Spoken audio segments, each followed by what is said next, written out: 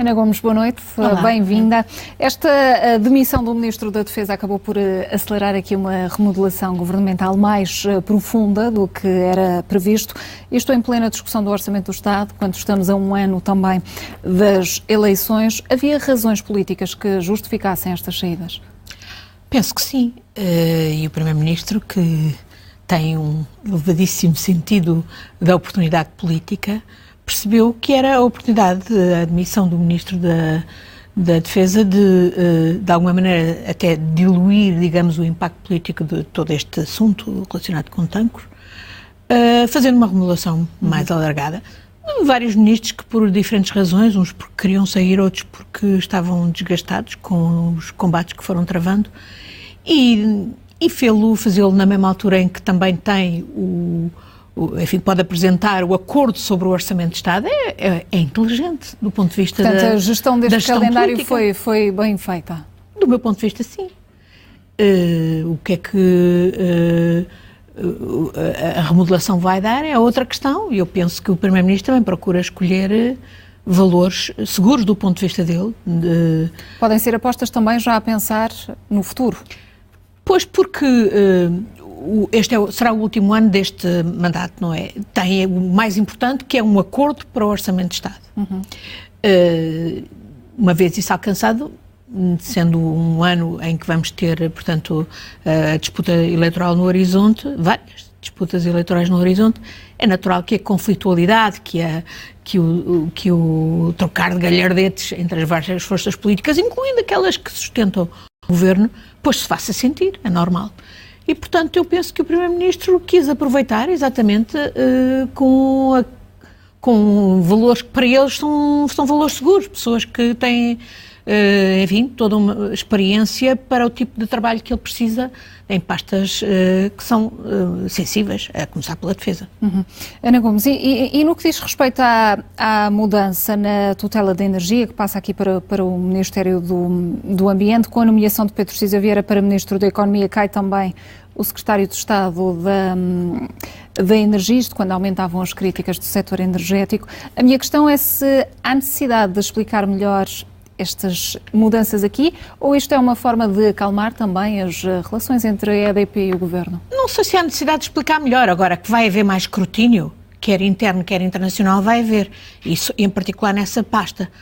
Porque hoje há uma sensibilidade diferente na Europa em relação a setores que no tempo da Troika, e eventualmente isso já vinha de trás, tinha a ver com toda a filosofia da desregulação, já da Comissão Barroso. O escrutínio não era tão grande nessa altura? Não, e no tempo da Troika consumou-se a privatização da REN e da EDP para o Partido Comunista Chinês, não é? Que é quem controla a China Three Gorges e a State Grid.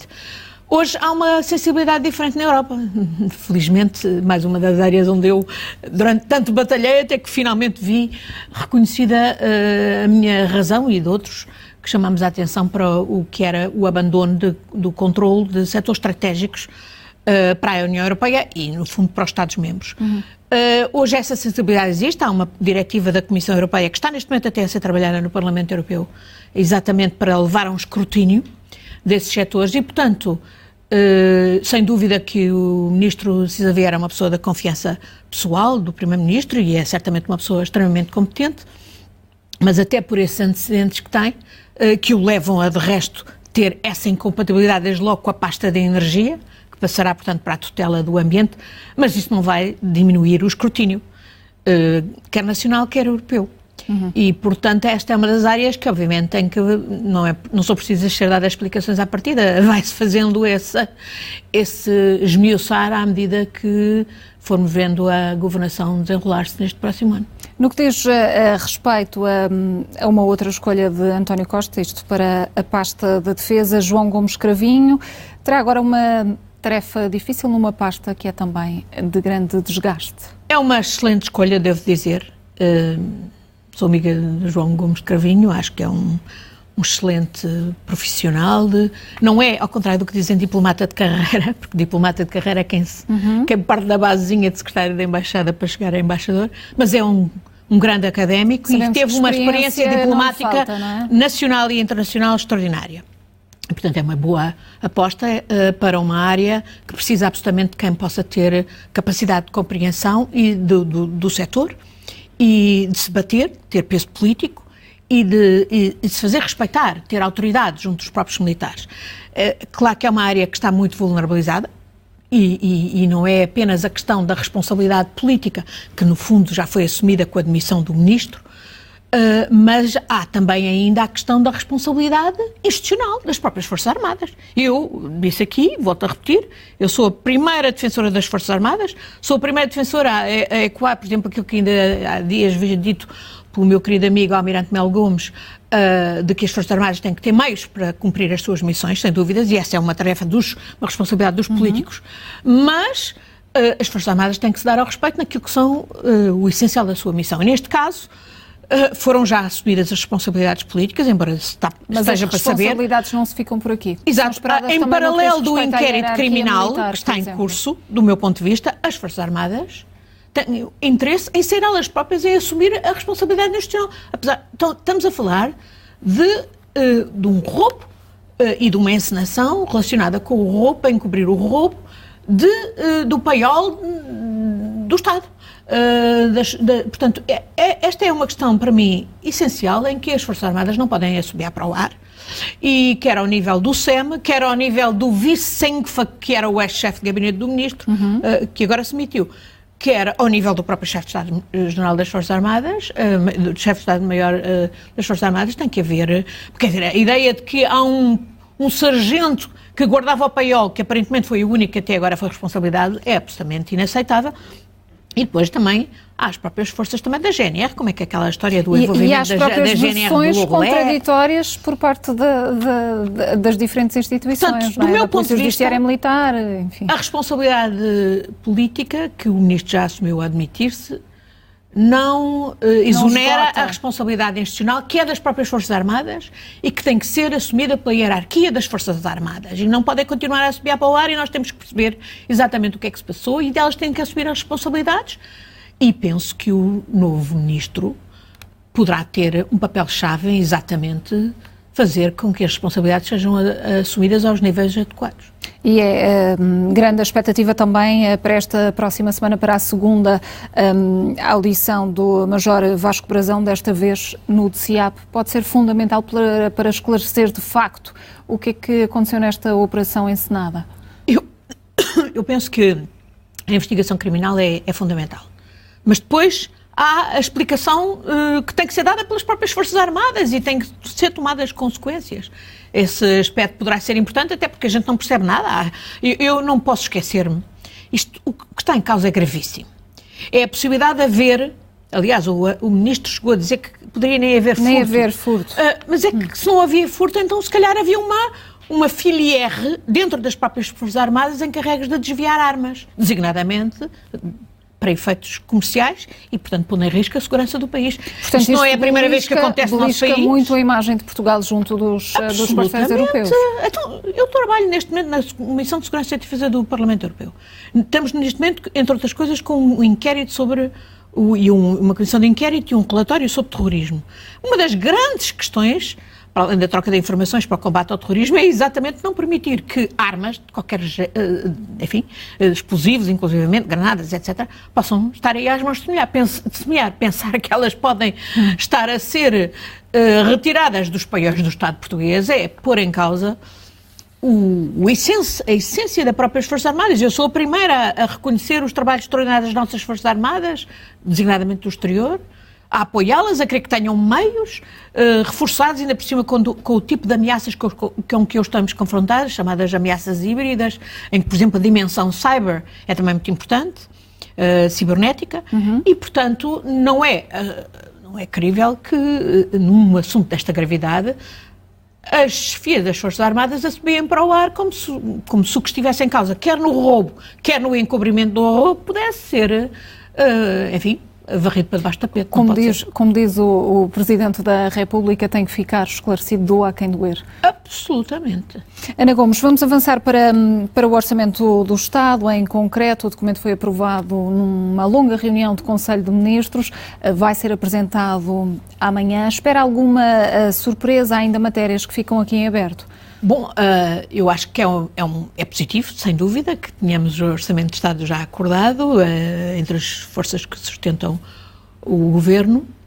É claro que ainda vai correr muita água debaixo das pontes, mas desde já penso que é muito importante para o país. É sinal... é um orçamento pelo aquilo que já se sabe, enfim, que o próprio Bloco de Esquerda até já assumiu querer, enfim, os louros de algumas das medidas. E o próprio PCP também, que se chegou à frente nessa correria ao anúncio de medidas. Esse é o seu papel.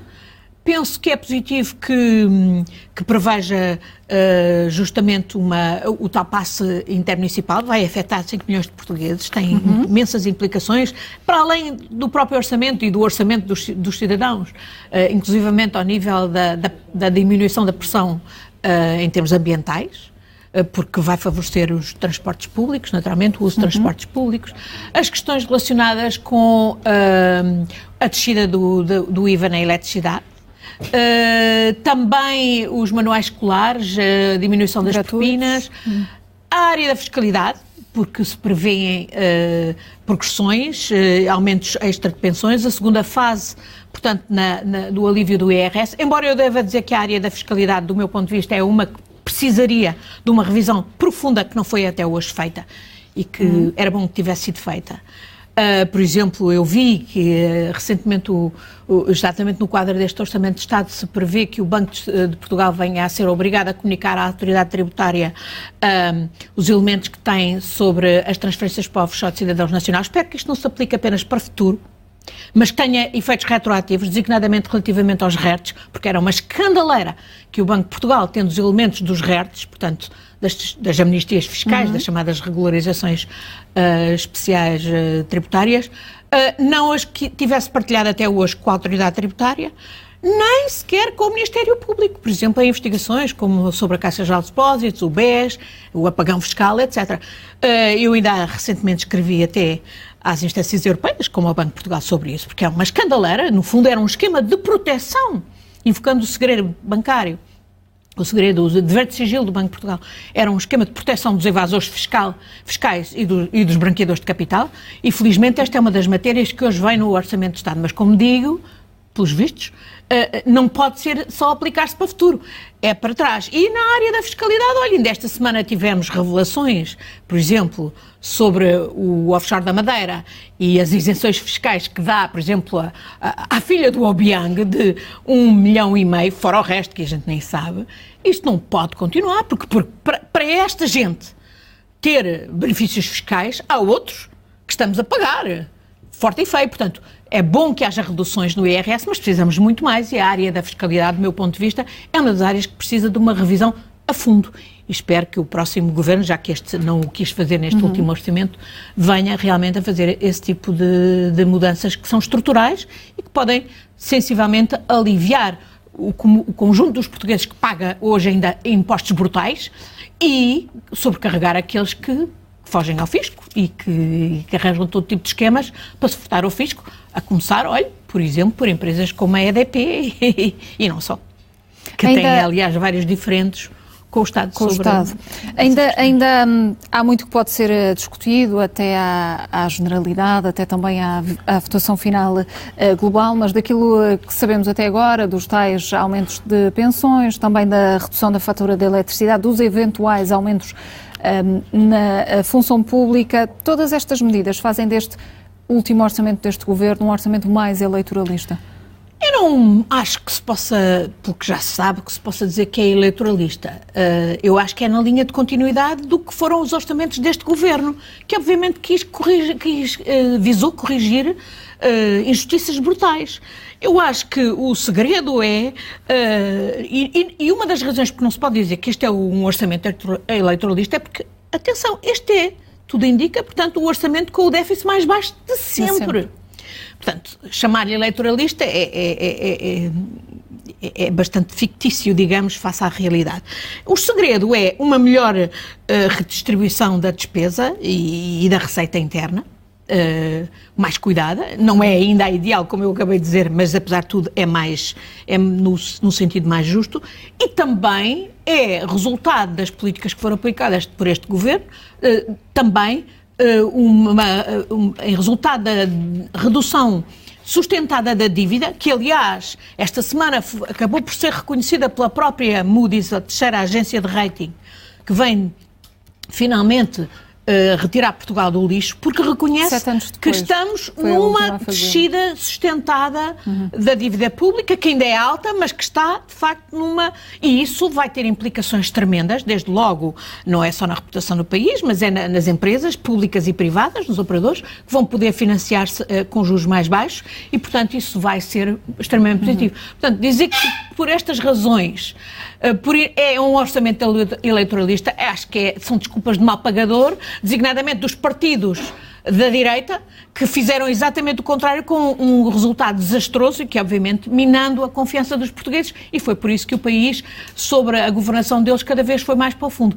Este governo, apesar de eu ainda ter muitas esperanças de melhorias mais, como já há bocadinho dizia, sem dúvida que enverdou por uma trajetória de correção das mais gritantes injustiças, o que acabou por dinamizar a confiança dos cidadãos e das empresas e a atividade económica, e é essa a razão porque hoje o Governo se pode permitir fazer, enfim, adotar o tipo de medidas que o Orçamento promete. Ana Gomes, vamos avançar ainda para um outro tema que marcou a semana. Esta semana encerrou com a mudança também na troca de cadeiras, chamemos-lhe assim, na Procuradoria-Geral da República. A nova Procuradora tomou posse na sexta-feira, definiu o combate à corrupção como a grande prioridade. O que é que se espera de Lucília Gago? Estará sob um escrutínio ainda maior? Ela própria o disse e mostrou abertura para isso, e também reconheceu que tem que ter que é importante para a Justiça ter um melhor relacionamento com os mídias, exatamente porque esse escrutínio vai haver. E também, certamente, porque tem consciência que ela vai ser avaliada também à luz da avaliação positiva que se faz da anterior Procuradora, que de resto deu uma entrevista que eu considerei muito importante, pedagógica, e com várias enfim, pontos de vista que eu própria subscrevo, desde logo em relação à possibilidade do mandato ter sido renovado, mas que era melhor haver um único mandato e mais longo,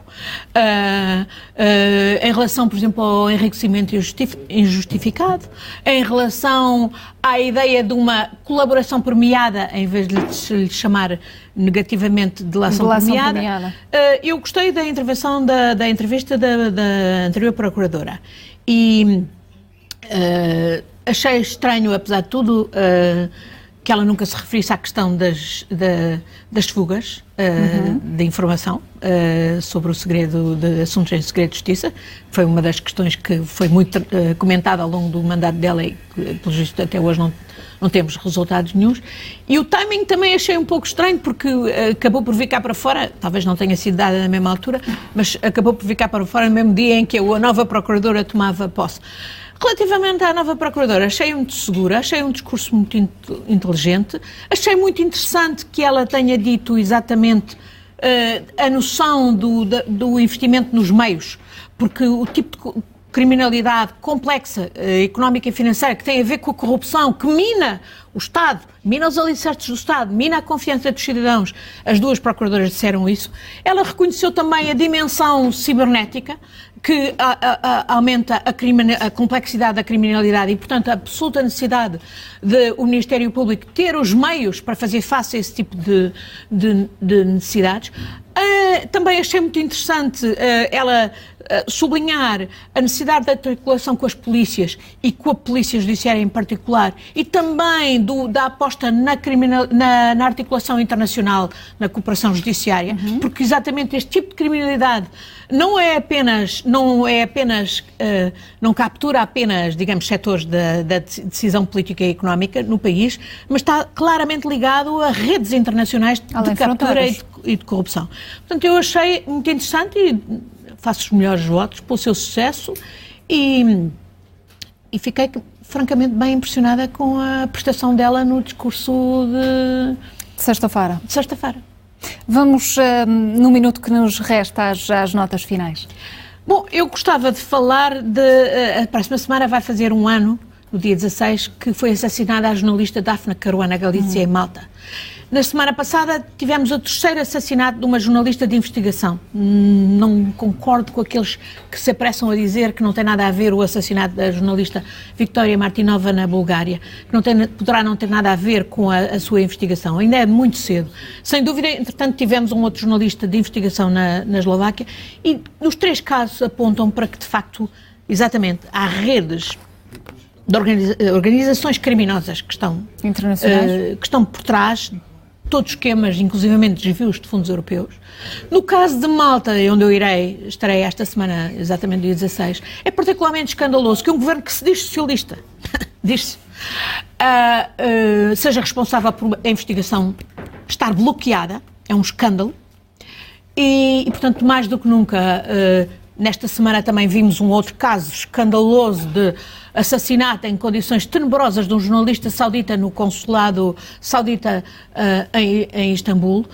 É um caso que, obviamente, em que inclusive os europeus, designadamente os governos europeus que fazem negócios de armas com a Arábia Saudita, como acontece, por exemplo, aqui com a nossa vizinha Espanha, mas também com a Grã-Bretanha, França, Alemanha, etc., não podem de maneira nenhuma continuar nesta linha, porque o que se está a passar é, de facto, extremamente inaceitável. Preocupante, além de inaceitável. Portanto, acho que é o momento de facto, darmos também não só os responsáveis, não só, como disseram as procuradoras, não é só a responsabilidade dos operadores judiciários, o combate à corrupção e o combate à captura política, é também de todo e qualquer cidadão e, portanto, homenagem aos jornalistas de investigação, nossos e internacionais, europeus, e não deixar esse tipo de crimes impunes é absolutamente uma exigência de qualquer cidadão. É importante que isso aconteça. Ana Gomes, obrigada. Continuação de uma boa noite.